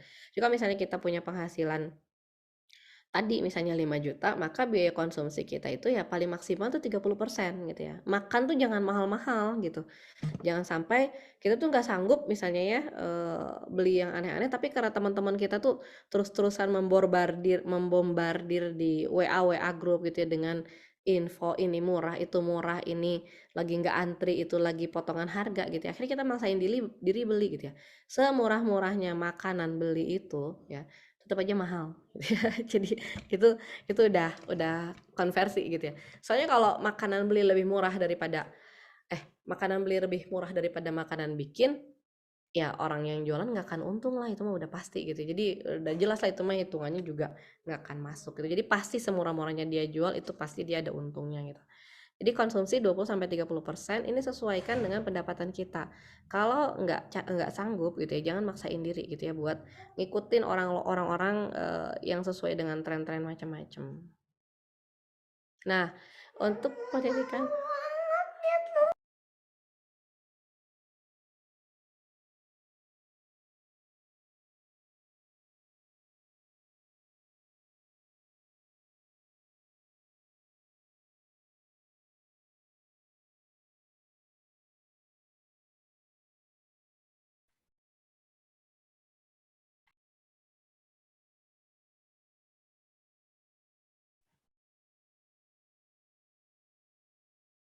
ada iklan sedikit ya teman-teman. maaf ini ada kejadian. Sebentar ya. Ya, mangga teh. Ayo coba-coba dilihat-lihat lagi bocornya kira-kira di mana nih teman-teman. Oke ya, lanjut nih ya. Jadi pendidikan ini maksimal 10-20% ya. Jadi kalau penghasilannya nggak cukup, jangan maksain nyekolahin anak di sekolah mahal gitu ya. Jadi kalau mau kayak saya aja lah, homeschooling, nggak usah bayar gitu ya. Jadi nggak ada SPP, nggak ada duit transport, nggak ada uang segala macam. Tapi kalaupun misalnya nggak mau homeschooling atau nggak bisa homeschooling, ya jangan cari pendidikan yang mahal karena pendidikan itu adalah penyumbang inflasi terbesar ya di seluruh dunia gitu. Jadi biaya sekolah itu kadang-kadang juga nggak masuk akal. Nah sebenarnya kalau kita ngomongin pendidikan anak ya, pada dasarnya yang mesti kita pahami itu adalah goalnya dulu gitu ya. Berapa sih kita mau mau apa namanya mau bersedia bayar buat goal pendidikan anak sekian, kayak misalnya anak kelas 1 SD itu goalnya apa? Matematikanya dia harus bisa apa? Eh, apa namanya? Bahasanya dia harus bisa apa gitu ya, ngajinya dia harus bisa segimana, dan kita itu harus bayar berapa gitu ya buat itu masuk akal apa enggak gitu ya. Kalau misalnya cuma ngajarin anak tambah-tambahan aja misalnya, terus ngajarin anak nyanyi-nyanyi gitu ya, terus ngajarin anak hafalan surat-surat pendek yang 1 juz pun juga nggak nyampe, mau nggak kita itu bayar sampai sekian juta per bulan gitu ya, sampai sekian juta. Kalau misalnya kita hitung itu biayanya tuh bisa sampai puluhan juta selama 1 tahun untuk satu anak gitu kan. Jadi ini kita hitung dengan cermat, jangan ngikutin orang lain. Makanya kalaupun misalnya kita mau survei gitu ya, mau nanya sama teman-teman, sekolah yang bagus di mana, itu sifatnya cuman referensi aja. Balik lagi ke kemampuan kita gitu ya, dan masih banyak yang bisa kita lakukan gitu ya untuk bisa memenuhi kebutuhan pendidikan anak-anak kita dengan cara yang sesuai dengan kemampuan. Kesehatan ini 5-10% gitu ya. Jadi ini kesehatan termasuk buat beli sepatu lari ya, buat teman-teman yang suka lari gitu ya. Ini masuknya ke anggaran kesehatan gitu. Jadi jangan maksain diri ngikutin diskon-diskon yang ada gitu kan. Ini baru lain-lain 5-10%. Terus kalau misalnya ada yang maksa, teh gimana? Tapi saya udah terlanjur masukin anak saya di sekolah sekian gitu ya. Misalnya dia punya penghasilan 10 juta, tapi buat biaya pendidikan 3 orang anak dia butuh 6 juta sebulan gitu ya. Berarti kan ini lebih dari 20%. Padahal kalau 6 juta sebulan untuk yang 20% itu, berarti dia seharusnya punya penghasilan tuh sampai 30 juta ya enggak gitu. Ya udah, mau nggak mau dia harus kerja siang malam lembur buat dapat penghasilan 30 juta gitu. Jadi kalau misalnya kita nggak bisa mengurangi pengeluaran kita, ya mau nggak mau kita harus naikin penghasilan kita gitu ya. Karena nanti nggak akan nyampe gitu. Akhirnya kita jadi keteteran terus ya, kalau udah maksain diri, akhirnya malah jadi stres gitu ya. Akhirnya malah kita jadi nggak bisa melakukan aktivitas-aktivitas kita yang produktif karena tadi kesalahan kita adalah mengelola keuangan gitu ya. Nah, ini tentang membayar hutang. Ini udah jelas lah ya kalau pendapatan yang rutin itu harus lebih gede dari pengeluaran yang rutin. Ini udah pasti ya. Tapi banyak juga yang nggak kayak gini, saya juga heran. Terus bagaimana mereka bisa bertahan ya? Tapi bisa gitu ya, nggak tahu gimana ya, tahu-tahu ya tadi ya punya utang banyak atau jual-jual atau mungkin masih punya support dari keluarga atau seperti apa gitu. Cuman yang jelas prinsip ini utama banget gitu bahwa pendapatan yang rutin itu harus lebih besar dari pengeluaran yang rutin. Kalau untuk pendapatan-pendapatan yang untuk pengeluaran yang insidental kadang-kadang bisa kita ambil dari aset gitu ya. Jadi kayak misalnya kita mau naik haji gitu ya, pingin nih haji furoda misalnya ya biayanya 300 juta. Kalau misalnya kita punya aset sebagai underlying, itu boleh gitu ya kita ambil, walaupun penghasilan kita tuh nggak nyampe 300 juta per bulan, itu boleh-boleh aja kita ambil dengan misalnya nyembelih aset kita gitu ya, nyembelih Alphard 1 misalnya buat berangkat berdua atau apa, itu boleh-boleh aja karena kita punya aset. Tapi kalau misalnya nggak punya gitu, itu nggak boleh maksain diri gitu. Kayak misalnya kita nggak punya aset buat underlying daftar haji 50 juta 2 seat gitu kan, berarti kita nggak boleh ambil itu dulu, kita belum terkategori sebagai mampu. Tapi kalau misalnya kita punya rumah, kita punya kendaraan, kita punya aset-aset lain yang jumlahnya masih lebih gede daripada penghasilan dari kewajiban-kewajiban kita, dan kalau kita tambah hutang kita atau kewajiban kita ini 50 juta di sini buat bayar haji 2 seat tadi, ini masih lebih gede, nggak apa-apa kita ambil hutang gitu ya. Jadi boleh sebetulnya berhutang itu kalau secara hitungan ini masuk akal gitu ya. Secara aset kita masih punya backup. Yang nggak boleh itu kalau kita udah di sini gitu ya, udah pas-pasan, asetnya ngepas banget sama kewajibannya gitu ya, tapi ternyata si kewajiban ini ingin kita tambah, ini nggak boleh. Apalagi kalau udah begini gitu ya, kita nggak punya aset, kita punya banyak hutang, kita mau pinjam hutang lagi gimana, nggak bisa gitu kan. Makanya kalau misalnya ada orang-orang yang dia bilang dia punya hutang nih katakanlah ke pinjol atau ke kartu kredit, saya tanya kamu punya aset apa enggak. Kalau dia masih punya aset mungkin dia masih bisa nutup gitu ya dari asetnya, saya akan suruh jual asetnya. Tapi kalau misalnya enggak ada asetnya, dia nggak boleh pinjam lagi. Terus gimana bayar hutangnya? Cari cari istilahnya cari bantuan gitu ya, entah itu ke lembaga zakat, entah itu minta ke saudara, entah itu kemana aja, tapi jangan nambah kewajiban lagi gitu ya, nggak boleh nambah hutang lagi gitu. Itu. Nah, bab yang kedua ini tentang menabung. Nah, menabung ini adalah sesuatu yang mau nggak mau ya harus kita lakukan karena tadi kita itu punya istilahnya harapan hidup yang jauh lebih panjang dibandingkan dengan usia produktifnya gitu. Jadi orang Indonesia itu kan konon harapan hidupnya itu sampai 73 tahun. Sementara masa produktifnya katakanlah 55 ya, kalau yang pegawai negeri atau ASN 55 sampai 58. Katakanlah 60 lah ya, dosen segala macam. Itu masih ada 13 tahun masa tidak produktif yang membuat kita itu mau nggak mau memang harus mempersiapkan diri. Kalau enggak, kita bakal membuat tadi generasi-generasi sandwich itu gitu ya. Kita bakal jadi beban buat anak-anak kita gitu kan. Kita bahkan mungkin bisa jadi beban buat cucu kita gitu ya. Apalagi kayak saya ya. Saya usianya 43 tahun udah punya cucu gitu kan. Bisa jadi umur 60 tahun saya udah punya cicit kan gitu. Jadi bisa jadi kalau misalnya kita tidak mempersiapkan diri, saya bakal jadi beban buat cucu-cucu saya. Nah itu kan sesuatu hal yang kita nggak pengen terjadi gitu ya. Makanya kita juga berusaha untuk menabung ya. Tadi menabung terutama untuk masa-masa ketika kita udah nggak bisa produktif lagi. Padahal yang namanya orang lansia itu secara BPS, secara statistik itu pengeluarannya itu sangat besar karena punya masalah kesehatan biasanya gitu ya. Jadi biaya kesehatan yang harus dikeluarkan oleh pemerintah katakanlah BPJS untuk mengobati lansia itu besar sekali gitu. Nah itu kalau misalnya harus ditanggung pribadi-pribadi itu juga bakal besar gitu ya. Ini yang membuat kita harus punya persiapan ya, paling nggak kita punya persiapan pensiun. Nah menabung itu kita harus bisa usahakan setiap bulan itu di awal ya. Jadi kalau kita menabung di akhir itu pasti nggak akan ada sisanya gitu. Makanya tadi ketika kita bikin planning ada 10% sampai 15% dana yang harusnya kita keluarkan untuk tabungan itu di awal udah langsung kita keluarin gitu ya. Nah, kita bisa menabung dengan cara-cara yang sederhana seperti yang tadi Teh Widya bilang ya, dengan deposito, dengan beli emas. Itu masih valid banget gitu sampai sekarang. Bahkan itu masih jadi cara menabung yang aman sebetulnya ya, dibandingin kita misalnya nabung dengan uang elektronik yang gampang cair, atau misalnya dengan investasi-investasi kayak Bitcoin yang nggak jelas tiba-tiba bisa runtuh gitu ya harganya gitu kan. Jadi kalau misalnya kita mau nabung di emas, kita punya penghasilan 10 juta, kita mau nabung 10% aja ya, sekitar 1 juta rupiah, langsung aja beliin emas 1 gram misalnya ya. Atau misalnya kita beliin perhiasan, atau misalnya kita beliin dinar misalnya ya, tapi kita keluarin di awal gitu kan. Jangan nunggu di akhir, karena kalau nunggu di akhir pasti habis. Itu udah jadi klausul umum lah yang namanya tabungan, kalau nunggu di akhir pasti habis. Jadi di awal langsung kita sisihkan, anggap uang hilang jangan diingat-ingat gitu ya. Nah, kemudian klasifikasi tabungan nih, kalau misalnya kita punya rencana-rencana finansial, nanti kita bisa masukin juga ke budgetingnya gitu ya. Kalau misalnya yang 1,5% itu tadi, yang 10-15% tabungan itu sebetulnya arahannya untuk dana cadangan ya. Jadi untuk kebutuhan-kebutuhan darurat kita. Kalau misalnya kita ingin punya tabungan buat yang lain, kita harus bikin pos baru ya di apa namanya, di pengeluaran-pengeluaran yang tadi kita, di pos pengeluaran yang tadi kita arrange itu.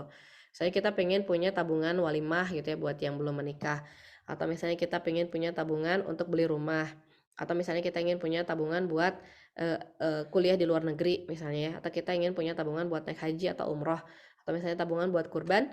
Ini kita bisa keluarkan gitu ya dari pos-pos yang ada, terus kita bikin pos-pos baru gitu ya, sejumlah tabungan yang kita kehendaki. Semakin banyak kita ingin menabung, tentunya kita juga harus bisa semakin realistis dari sisi pengeluaran, dan juga harus lebih bisa produktif dari sisi pendapatan ya. Nah, ketika kita punya tabungan ya, kita bisa apa namanya, sediakan dana cadangan itu minimal kalau yang sudah berkeluarga itu untuk 6 bulan pengeluaran ya. Jadi kalau misalnya kita punya pengeluaran sebulan 10 juta, minimal kita punya dana cadangan itu sampai 60 juta rupiah ya. Itu buat jaga-jaga kalau ada apa-apa, yang seperti tadi saya bilang, dunia ini sedemikian volatile ya, kita nggak tahu orang yang sedang enak-enak kerja tiba-tiba di PHK gitu ya, orang yang sedang sehat tiba-tiba sakit gitu ya. Jadi kita punya cadangan itu sekitar 6 bulan pengeluaran. Kalau misalnya dana kita sudah lebih ya dari dana cadangan yang ada, baru kita bisa mulai mikirin investasi. Termasuk buat tabungan-tabungan yang tadi ya. Kalau tabungan-tabungan buat naik haji gitu ya, itu sifatnya jangka panjang, kita bisa alihkan dulu sebagian ke investasi ini. Misalnya kita punya target tahun 2030 kita ingin haji furoda misalnya gitu ya. Ya udah, kalau pengen haji furodanya tahun 2030, kita bisa taruh dulu di emas uangnya, karena kita masih punya waktu sekitar sekarang tahun 2022 ya, ada 8 tahun gitu ya. Jadi di atas 5 tahun kita naruh uang dalam bentuk emas itu masih aman banget gitu. Atau kalau misalnya teman-teman sekarang baru lahiran nih ya, baru lahiran, terus punya rencana nyekolahin anak nanti kuliah di luar negeri gitu ya, teman-teman bisa ambil properti gitu ya. Jadi asumsinya ada waktu sekitar 15 tahun buat nyicil properti ini, jadi nanti pas anaknya kuliah, si propertinya ini udah lunas dan bisa dijual buat bayarin anak kuliah, itu bisa gitu ya. Jadi kalau properti itu biasanya 10 tahun ke atas ya, kalau emas itu 5 tahun ke atas. Nah, investasi saham dan falas ya, ini juga bisa ya, asal tidak di sektor-sektor yang melanggar syariat. Jadi diperbolehkan banget kita itu beli saham, kita itu beli valuta asing buat nyimpen gitu ya. Apalagi kalau misalnya teman-teman punya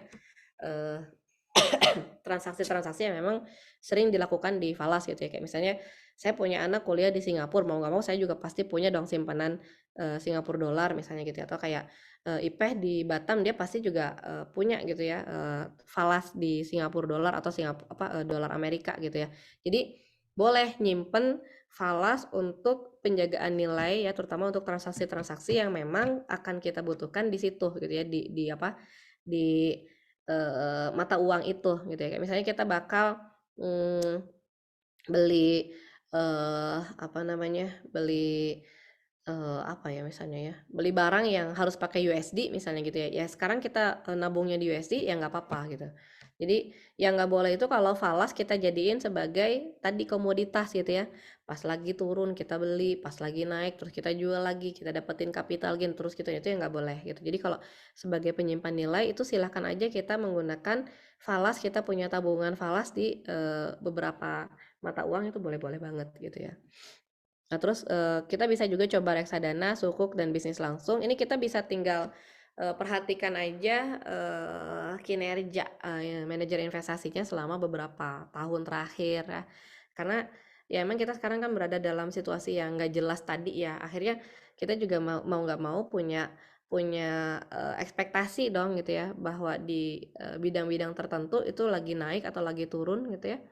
Nah, kita juga mesti bisa ngelihat, jadi jangan cuman sekedar percaya aja sama yang diomongin AO-nya gitu ya. Yang namanya AO dia jualan ya pasti dia bakal gede-gedein kan gitu ya. Dia bakal apa namanya bluffing kan gitu. Tapi tahu-tahu nanti kita baru beli dianya udah kabur gitu ya, udah pindah lagi dari perusahaan itu gitu ke perusahaan yang lain. Jangan sampai kayak gitu. Jadi mau nggak mau kita emang harus rada-rada smart sedikit, kita mau ngulik ya, kita lihat kinerjanya secara langsung seperti apa. Nah, kalau untuk bisnis langsung ya, ini sebaiknya ini adalah di bidang yang kita punya passion di situ dan kita ngerti gitu ya. Jadi jangan kita itu bisnis di bidang yang kita tuh nggak ngerti sama sekali gitu. Jadi kadang-kadang kan ada nih orang yang nawarin bisnis macam-macam, terus kita percaya aja gitu ya dengan hitungannya dia. Kayak waktu itu tuh pernah tuh ada orang yang cerita dia itu eh ditawarin bisnis kebun kangkung gitu ya, dengan omset 500 juta gitu ya per hari gitu kan. Jadi ngitungnya itu kalau misalnya kangkungnya itu ditanam sekian-sekian bulan bakal panen gitu ya, ya omsetnya sekian-sekian. Kalau misalnya dia mau ikutan invest, orangnya tuh bakal beli kangkung sekian hektar yang omsetnya tuh bisa sampai 500 juta per hari gitu ya. Terus kan saya tanya gitu, kamu tahu nggak kangkung 500 juta itu segimana gitu. Kebayang nggak gitu. Nah, kita bakal ngerti beda banget antara jual kangkung 1 juta setruk gitu ya dengan 500 truk kan gitu. Sementara yang namanya kangkung itu adalah sesuatu yang habis dipetik langsung harus dimakan kan gitu. Nggak bisa diendapin besok-besok lagi. Nah, kadang-kadang orang tuh cuma ngelihat hitungan-hitungannya kayak gitu ya. Tapi dia nggak ngerti sebetulnya A to Z-nya itu kayak apa, resiko-resikonya itu apa gitu, apa yang akan terjadi dengan pemasarannya. Jangankan kangkung gitu ya, kayak buah-buahan aja kan juga gitu ya. Kayak misalnya sekarang anggur yang dulu harganya bisa sampai ratusan ribu, sekarang kan banyak tuh di supermarket anggur-anggur yang murah ya, harganya cuma 30.000 sekilo gitu ya. Itu kan berarti kan ada oversupply di situ kan. Ada orang-orang yang ketika nanam dia berharap pas panen dapat 100.000 per kilo, ternyata dia cuma dapat 25.000 atau 20.000 per kilo. Itu ruginya tuh bisa banyak banget.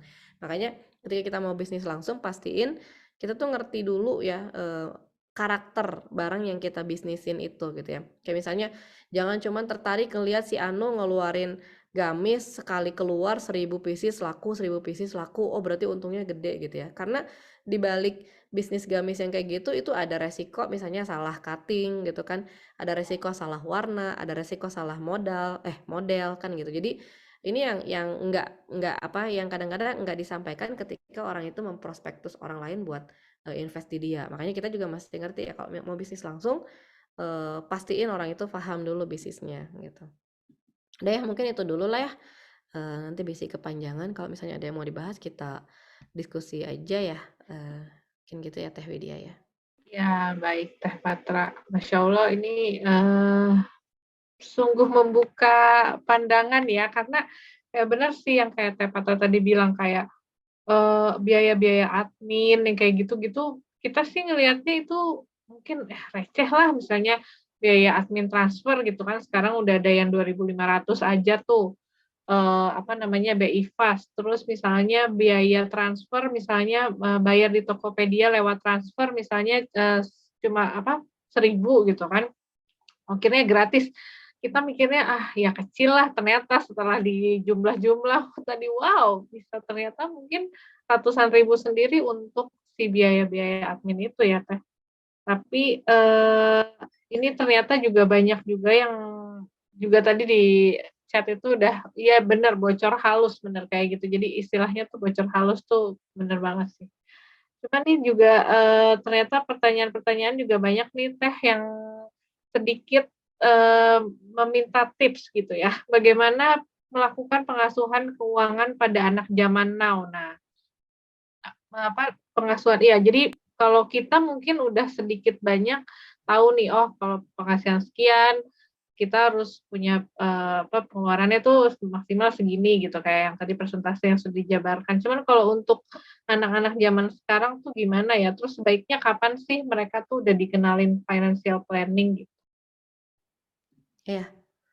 Ya sebenarnya sih anak-anak itu ya ketika dia udah kan biasanya di apa namanya di pelajaran sekolah juga ini ya paralel ya ketika anak-anak di sekolah udah mulai diajarin konsep uang berarti harusnya mereka udah ngerti itu gitu kayak misalnya kelas 2 biasanya udah mulai tuh dikasih tahu ada uang kertas sekian gitu ya terus nanti soal-soalnya juga ibu membeli sekian harganya sekian kembaliannya sekian itu berarti si anak udah mulai diperkenalkan juga dengan konsep uang ya nanti di kelas 5 kelas 6 biasanya udah mulai tuh konsep persen kan konsep diskon konsep apa namanya bunga ya jadi kita bisa juga ngobrol sama anak-anak itu nanti dari tataran time value of money gitu kan kenapa ada inflasi kenapa harga itu apa namanya berubah gitu.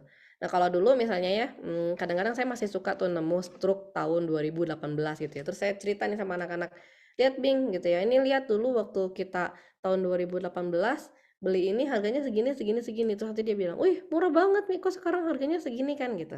Nah sekarang sebenarnya dengan adanya history di transaksi elektronik itu masih lebih bisa ke ini lagi gitu ya masih ke gap banget gitu kan perbedaan harganya dulu kita beli sekian sekarang harganya berapa gitu kan. Nah, dari situ sedikit demi sedikit kita bisa mulai memperkenalkan si anak ini juga tadi tentang konsep uang, tentang konsep finansial, tentang konsep menabung gitu ya. Dan biasanya di usia SMP mereka tuh udah bisa paham ya tentang pengeluaran dan pendapatan gitu ya bahwa kita dengan pendapatan segini, pengeluaran sekian-sekian, ya gaya hidup kita harus begini begini begini. Kalau dulu di usia SMP ya, anak-anak itu pernah pegang uang keluarga gitu. Jadi mereka yang setiap hari ngeluarin duit buat makan gitu kan mereka yang bayar listrik mereka yang bayar bensin sehingga mereka bisa bisa membayangkan sendiri oh ternyata uang segini itu cukupnya buat apa aja gitu nggak cukupnya buat apa aja jadi pas misalnya saya mau beli sesuatu mereka bilang Mi itu nggak ada di budget kan gitu jadi udah bisa sebetulnya anak SMP itu gitu jadi pengenalannya itu kecil dari sejak kecil disesuaikan aja dengan pelajaran SD-nya nggak apa-apa sih sebetulnya. Ya, jadi berarti langsung dikasih contoh konkretnya kayak gitu ya, Teh Patra. Misalnya Bisa dititipin nih, langsung. gitu ya, dititipin Mm-mm. nih, tolong beliin ini, biar mereka juga tahu, oh, uang segini tuh cukupnya buat itu, gitu ya. Kadang-kadang kan mereka itu ngomongin mahal murah tapi konteksnya nggak jelas gitu kan kayak misalnya beli martabak murah cuman 35.000 kalau mobil harganya 100 juta kan nggak nyambung jadinya kan artinya mereka belum ngerti gitu ya belum ngerti nilai uang dalam artian apa pemanfaatan dan apa dan nominal itu tuh maksudnya buat apa gitu fungsinya itu buat apa itu belum ngerti kalau masih kayak gitu. Baik, berarti ya SMP ya. Jadi silahkan dipersiapkan anak-anaknya yang sudah mau masuki usia SMP, supaya udah bisa nih dikasih tanggung jawab sedikit-sedikit mungkin. Oke, pertanyaan selanjutnya, mau minta tips nih Teh Patra untuk financial planning, untuk sandwich generation atau yang jadi tulang punggung keluarga. Nyambung ke pertanyaan yang tadi, contohnya karena harus menanggung keluarga besar, maka alokasi konsumsi menjadi 50%. Akhirnya alokasi lain dan tabungan harus dikurangin, padahal mesti mikirin bayar sekolah anak, persiapan pensiun, pengen naik haji, dan lain-lain. Gimana tuh? Mm. Ya itulah ya yang akhirnya bikin banyak orang takut nikah kan gitu karena mikir udah harus bayarin hutang orang tua bayarin kakak yang nggak kerja gitu ya bayarin ini cukup banyak sih kasus-kasus yang kayak gini tuh gitu ya artinya kalau udah kayak gini kita juga perlu realistis ya pertama kita harus paham sejauh mana sih kewajiban kita itu untuk menyelesaikan permasalahan keluarga gitu. Jadi kalau memang itu di luar kewajiban kita, itu sebetulnya sah-sah aja kalau kita apa namanya walk out gitu ya. Kayak misalnya gimana teh kalau misalnya orang tua nyuruh kita buat bayarin adik misalnya gitu ya. Saya akan bilang bahwa yang namanya bayarin anak itu adalah kewajiban orang tua gitu kan. Jadi si adik ini adalah kewajiban orang tua. Kalau misalnya orang tua nyuruh kita buat bayarin adik, itu kita nggak wajib taat sama orang tua karena itu bukan kewajiban kita gitu. Itulah kewajibannya si orang tua itu gitu kan. Tapi kalau misalnya bantuin ya masih wajar-wajar gitu kan, atau misalnya si adik nih miskin banget sampai nggak bisa makan, ya masa sih kita nggak akan kasih. Tapi misalnya si adiknya tuh pingin beli iPhone 15 misalnya, ya si adiknya tuh kemana-mana pingin pakai motor yang ninja lah segala macam, ya itu kita juga nggak bisa maksain diri buat memenuhi kewajiban-kewajiban yang itu bukan kewajiban kita terhadap orang tua gitu ya. Jadi kita juga mesti memahamkan si orang tua untuk seperti itu, dan saya biasanya ngajarin orang tua juga jangan jadi beban buat anak-anak kan gitu ya. Nah, kemudian apa namanya? Kalau misalnya tadi saya bilang ya, kalau kita nggak bisa memepetkan pengeluaran, nggak bisa ngecilin lagi pengeluaran, ya mau nggak mau kita harus naikin penghasilan gitu ya. Nah, kita memang mesti bergerilya lagi, ya daripada waktunya dipakai buat nonton drakor sekian jam, cobalah gitu ya, yang sekian jam itu kita pakai buat belajar, kita pakai buat cari sumber-sumber penghasilan lain.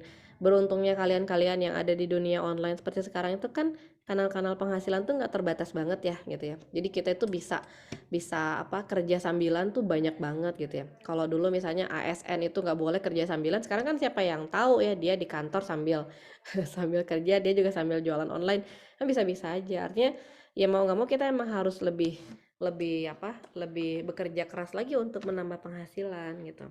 Kalau misalnya enggak, ya kita harus berani bilang sama keluarga bahwa itu bukan tanggung jawab saya mohon maaf, saya nggak punya kemampuan untuk itu, ya udah gitu. Ya. Oke, baik. Ini masih ada hubungannya juga. Jadi kalau untuk orang tua, pengeluaran untuk orang tua itu harus sebaiknya masuk ke kebutuhan rutin gitu ya, Teh, di pos Nah, di. kalau si orang tua ini jadi tanggungan kita ya, maka dia bisa masuk ke tanggungan secara langsung. Jadi misalnya konsumsinya diambil dari konsumsi kita gitu, yang tadi gitu ya presentasinya itu. Transportnya orang tua diambil dari transportnya kita juga. Biaya kesehatan orang tua itu diambil dari biaya kesehatan kita juga. Tapi kalau misalnya enggak ya, enggak jadi tanggungan, karena sebetulnya orang tua masih punya aset, orang tua masih punya masih punya penghasilan gitu ya. Ya mungkin sifatnya pemberian yang wajar aja gitu. Tapi kita juga mesti ya ngajarin sama orang tua, karena kadang-kadang orang tua itu nyusahin anaknya, tapi sebetulnya mereka punya aset yang mereka tuh kekeh pegang gitu. Kebayang nggak? Punya rumah yang harganya tuh mahal banget tapi nggak mau mereka keluarin gitu. Tapi buat makan nggak punya gitu ya. Ya kayak gitu-gitu tuh harusnya kita nanti hitung aja gitu ya. Berarti itu dijadiin hitungan aja ketika rumah itu terjual nanti. Tapi ya kan repot juga kalau kayak gitu. Iya, benar-benar. Iya, betul ya. Jadi emang harus ya pelan-pelan dikasih kesadaran dan mungkin diedukasi dengan cara yang tepat gitu ya, Teh. Baiklah, terus lanjut pertanyaan selanjutnya. By the way, kalau ada yang mau raise hand, silahkan ya dibuka juga nanti kalau ada yang mau bertanya langsung kepada Teh Patra. Sambil aku bacain pertanyaan selanjutnya, kalau memakai presentasi yang dari penghasilan tadi, berarti kalau makin besar penghasilan, berarti pengeluaran juga akan makin besar gitu ya, Teh? Atau bisa di-adjust aja atau gimana? Ya, jadi kalau kita punya penghasilan yang besar ya, pengeluaran boleh besar gitu, tapi nggak harus besar gitu. Nah, ini juga mungkin berlaku buat pengeluaran penghasilan yang jumlahnya nggak sama ya setiap bulan. Kadang-kadang besar banget misalnya gitu ya.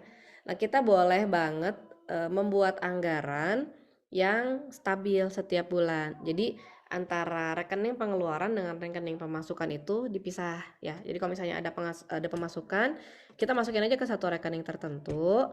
Nanti pengeluarannya tuh kayak kita gaji diri kita sendiri gitu ya. Misalnya kita punya penghasilan nih sampai 100 juta per bulan misalnya ya. Tapi buat pengeluaran kita cukup 20 juta per bulan misalnya. Udah, kita keluarnya 20 juta. Yang 80 jutanya taruh aja, jangan dimasukin ke pengelolaan presentasi yang tadi. Jadi kita pingin keluarinnya 20 juta aja, berarti biaya pendidikannya dari 20 juta itu, biaya makannya juga dari 20 juta itu gitu. Oke, baik. Jadi kayak gitu ya, kurang lebih. Pokoknya diatur-atur sedemikian rupa, tergantung juga mungkin kadang kalau misalnya penghasilan udah besar, ada keinginan yang lebih besar juga kadang soalnya. Nah itu tadi bisa dimasukin ke pos tabungan yang bermacam-macam itu. Jadi kan yang asalnya nggak ada pos tabungan menghajikan orang tua jadi ada misalnya ya. Yang asalnya nggak ada pos tabungan ingin beli gedung buat aset misalnya ya, jadi ada, itu boleh-boleh aja gitu. Jadi ngambil properti kedua, ngambil rumah kedua, ngambil rumah ketiga, beli mobil keberapa buat simpenan, ya bisa-bisa aja. Cuman kita juga mesti realistis ya, jangan sampai tadi harta kita itu tergerus karena kita salah ngitung gitu. Baik Teh. Oke, nah ini pertanyaan yang juga banyak ditanyain nih. Bagaimana cara menangani pengeluaran dadakan? Misalnya promo nih, kayak hari ini nih lagi 10-10 nih ya, banyak promo tuh di online shop. Atau misal mumpung ada di suatu tempat lalu pengen beli makanan yang hanya ada di situ. Gimana sih Teh? Apakah perlu mungkin buat kita yang mungkin memang dirasa, oh kayaknya ada nih, bisa nih kayaknya kita posin aja deh daripada nggak kekontrol gitu kan? Mm. Iya, biasanya sih kalau kalau khusus misalnya ya untuk makanan ya, kalau saya dulu punya jadi dari anggaran makan itu ada anggaran eh, piknik lah istilahnya ya, anggaran entertainment gitu, makan makan di luar, makan di tempat lain, makan sesuatu yang spesial gitu. Jadi kayak misalnya saya punya anggaran makan 2 juta misalnya sebulan. Nah, biasanya kalau saya tuh sampai bisa didetilin gitu ya, yang dari 2 juta itu ayamnya tuh berapa hari, ikan tuh berapa hari gitu ya, terus daging itu berapa hari, jadi selama 30 hari tuh makannya apa aja tuh udah kehitung, termasuk juga tadi biaya makan di luar itu berapa, biaya makan ekstra itu berapa, tapi semuanya masih ada di dalam kanal konsumsi tadi gitu. Jadi kalau misalnya masih ada di situ ya nggak apa-apa, bisa dipakai aja daripada menderita kan nggak bisa tidur semalaman kan gitu. Terus udah pas lagi akhirnya memutuskan, barangnya udah nggak ada loh. Curhat. Oke Teh, ini kalau terakhir mungkin ya pertanyaannya, tadi ada yang reaksi, udah nggak ada ya? Oh, Teh Nana silahkan, apakah mau bertanya langsung, Mangga? Iya, terima kasih Mbak. Bismillah. Assalamualaikum warahmatullahi wabarakatuh. Izin bertanya ya, Teh Fatra. Ini mohon pendapatnya Teh, bagaimana pandangan dalam Islam ya, atau dalam hal literasi keuangan jika poin-poin dari yang diperoleh anak-anak karena memainkan game online ternyata itu bisa diperjualbelikan, yang diakomodir sebuah badan yang memperdagangkan akun-akun tersebut secara online. Anak saya pernah melakukannya, menjual poin ininya, hasil main game dia. Mohon pencerahannya tentang itu ya Teh. Terus selanjutnya bagaimana pendapatnya ya Teh masalah pasar modal yang di label atau apalah istilahnya syariah, biasanya ada di produk-produk atau aplikasi seperti OVO atau lainnya. Itu gimana sih biar kita yakin bahwa itu memang ini syar'i gitu. Terima kasih. Iya. Ya, karena memang tadi ya, sekarang ini banyak banget transaksi-transaksi yang bermunculan, produk-produk baru dari transaksi itu bisa tiap hari keluar ya. Jadi kadang-kadang saya sendiri juga keteteran gitu ya buat memilih dan memilah yang ini boleh apa enggak gitu, karena emang cepat banget dan berubahnya cepat gitu ya. Kalau kemarin konsepnya gini, besoknya konsepnya yang lain gitu. Kayak misalnya saya tuh baru tahu ada yang suka beli apa namanya empty box itu, apa bukan empty box, apa sih namanya? Mysterious box ya. Lucu. Oh iya, misterius banget. Kita Di nggak tahu tuh kan marketplace itu ya, dalamnya apa nggak gitu tahu ya. isi dalamnya apa gitu ya, kita bayar 10.000 atau kita bayar 100.000, ada yang dapat HP, ada yang dapat ciki gitu ya, ada yang dapat apa gitu ya. Nah, sebetulnya yang perlu kita pahami ya, bahwa di dalam Islam yang namanya judi itu kan terlarang ya. Nah, si judi itu ya, itu adalah kalau ada pihak yang diuntungkan dan ada pihak yang dirugikan gitu ya, dengan satu transaksi yang harusnya fair ya. Itu. Jadi kayak misalnya eh tadi gitu ya, ada orang yang beli barang ya, kan sebetulnya biaya buat dia beli iPhone-nya itu juga pastinya diambil dari biaya orang lain yang ngirim buat beli box-box kosong itu kan gitu ya. Itu yang tadi saya bilang, setiap ada yang untung itu pasti ada yang bayarin kan gitu ya. Jadi orang yang dapat iPhone seharga 18 juta itu ada yang bayarin, orang yang 10.000 itu berapa ribu orang gitu ya buat istilahnya eh, patungan buat beliin iPhone si A si B itu gitu ya. Ya kayak gitu sih sebenarnya. Jadi nanti kita lihat aja ya dari konsep yang lagi dipakai sama anak-anak tadi, dia beli eh, jual beli poin itu kayak gimana gitu ya. Apakah misalnya ketika buat dapetin poinnya dia juga harus beli dulu misalnya, kemudian ikutan gamenya juga dia harus bayar dulu atau kayak gimana, karena duitnya pasti dari situ. Beda sama duit yang disiapin sama sponsor gitu. Kalau misalnya hadiahnya disediain sama sponsor itu nggak apa-apa, tapi kalau misalnya hadiahnya itu diambil dari iuran masing-masing peserta, nah itu sebetulnya yang meragukan gitu ya, yang sebaiknya dihindarkan gitu. Oh, begitu ya. Maaf. Iya, gini sih konsep mainnya. Anak-anak ini kan ada permainan yang dimainkan, terus nanti terkumpul lah poinnya. Itu nggak dipaksa sih jual atau tidak, cuma ternyata bisa dijual gitu akun kita gitu. Mainnya tuh sebenarnya mainnya nggak dibeli sih, cuma akun permainan itu kalau sekian poin ada konversinya, kalau sudah sekian poin sekian rupiah gitu. Dan itu bisa ditukar dalam bentuk ini ya, bentuk e-money gitu. Dan memang ada yang mewadahi gitu. Iya. Jadi kalau misalnya dia konsepnya cuman kayak kita itu punya akun Instagram, terus akun Instagram kita banyak followernya, kan mirip tuh ya, poin gitu ya. Terus poinnya kita jual akun gitu ya. Kan kita pas Instagramnya nggak beli apa-apa gitu ya. Sebenarnya nggak masalah. Tapi kalau misalnya ya tadi gitu ya, harus beli dulu permainannya, kita harus registrasi dan harus bayar pakai pulsa atau pakai e-money atau pakai apa gitu ya, itu yang sebetulnya nggak boleh ya kalau kayak gitu. Tapi kalau misalnya nggak pakai bayar-bayar, ya mungkin kasusnya jadi kayak jual akun Instagram tadi itu. Cuman saya nggak ngerti juga, karena ya tadi kadang-kadang cepet banget dia bisa berubah gitu. Yang awalnya dia cuman beli akun aja, terus lama-kelamaan tuh jadi kayak judi juga gitu ya. Ada dia beli akun dulu, terus karena jadi banyak yang belinya, akhirnya ada yang dirugikan dan ada yang diuntungkan tadi gitu. Jadi beli terus nanti dijual dengan harga up segala macam, kan jadi ada kayak trading yang sifatnya itu turunan-turunannya gitu, derivatifnya gitu. Jadi sebenarnya transaksinya sih ya jual beli, cuman jadi berkembang jual belinya barangnya tuh nggak jelas juga berarti kalau kayak gitu ya Teh ya.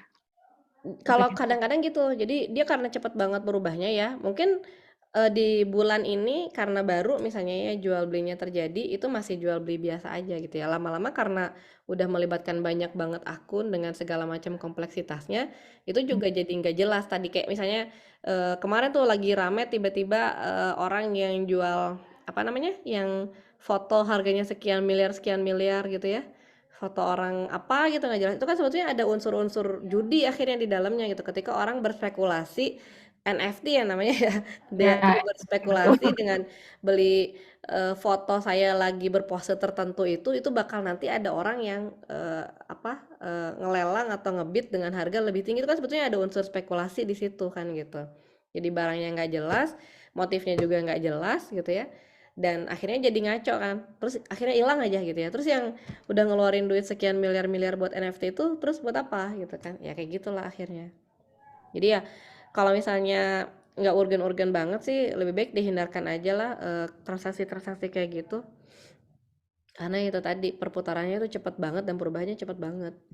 Betul. Oke, mudah-mudahan cukup jelas ya Teh Nana. Kita lanjut ke satu orang lagi nih. Wah, siapa nih? Ada Teh Amelia atau Teh Uli? Tadi yang duluan yang mana ya? Teh Uli kayaknya yang duluan resen ya.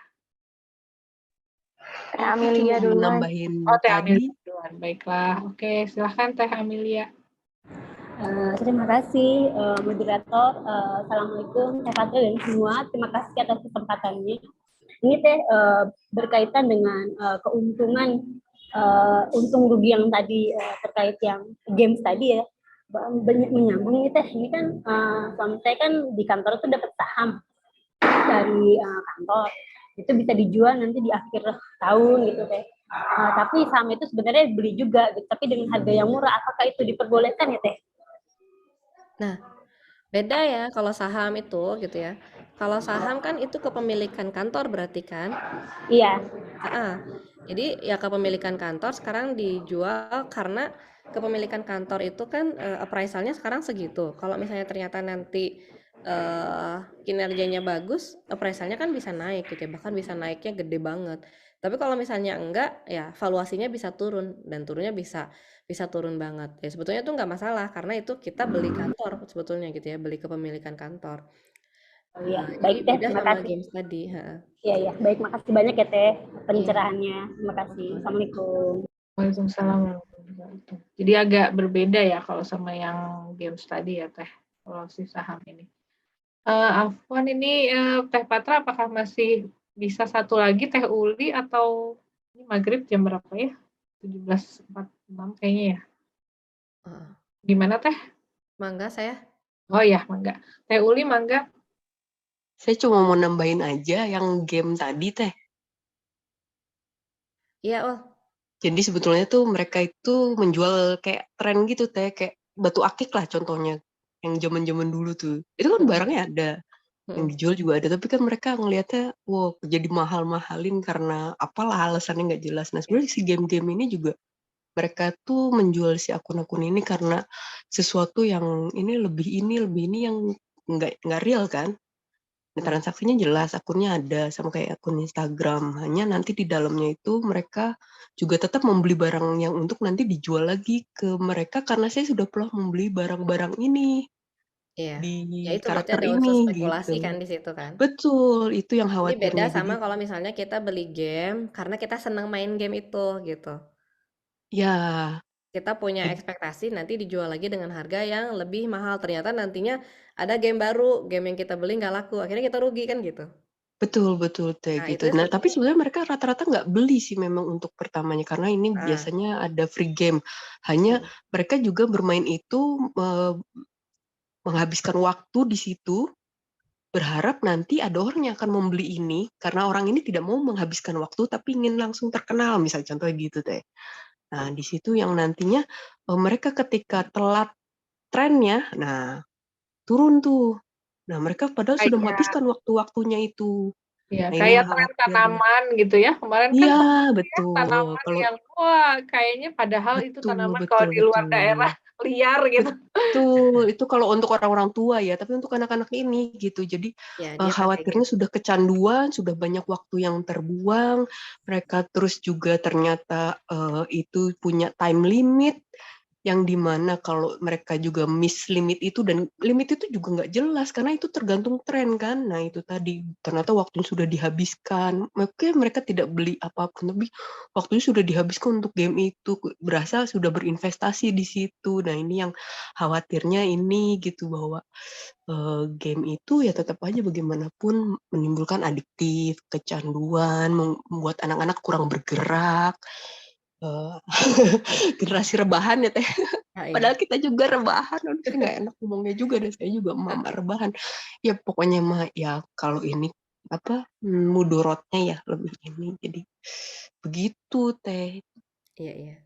Saya jadi ingat sih, saya juga punya sepupu yang gamers dan dia luar biasa kaya banget gitu ya dan jadi idola para remaja kan. Kemarin pas nikah tuh kayak royal wedding gitu.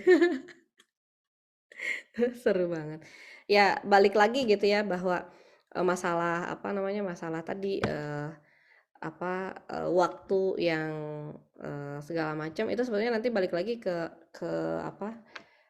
konsistensi dianya sendiri gitu dalam menjadikan game itu sebagai apa. Ada yang memang menjadikan itu sebagai mata pencaharian gitu dan selama itu tidak melanggar syariat sebetulnya sah-sah aja sih sebetulnya gitu ya, kecuali kalau misalnya gamenya itu tadi akhirnya ada unsur-unsur judinya, ada unsur-unsur spekulasinya gitu ya, terus jadi nggak jelas tadi.